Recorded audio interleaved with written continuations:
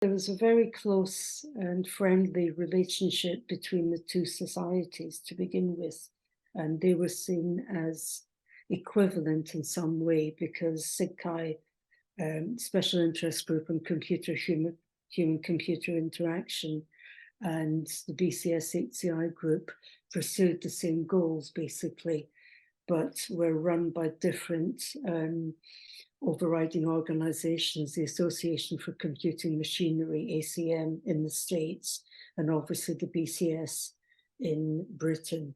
And in fact, I was the liaison point for the two associations, sorry, not associations, the two special interest groups, being the envoy, if you like, to SIGCHI's committee, and then becoming international chair.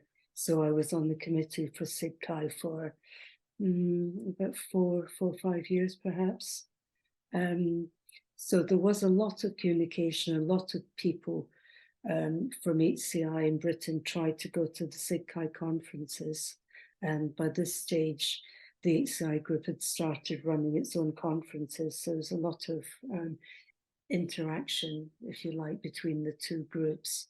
I think it was generally felt that the US, or the Northern American group, was more interested in practical applications and more interested in the mechanics of interaction and interface design. So I think of people like Don Norman, who looked into that with his various fairly important books. You know, there's a turning point in HCI at that stage because of his book, which was, I think, in terms of the UK, we were more psychologically and sometimes ergonomically focused. And we looked also at things like programming languages for the software ergonomics part of interface and ergonomic design. We looked a lot more at experimental psychology and had input to it from that. And a lot of the work that came was from psychology-based researchers who may have moved into computer science departments, like Harold Thimbleby did, for example.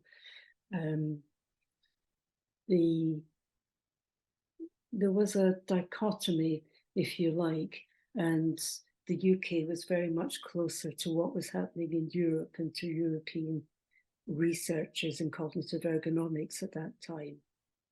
So there was a bit of a bias in the US and Canada to North American work, and it took quite a long time before British work began to be recognised totally.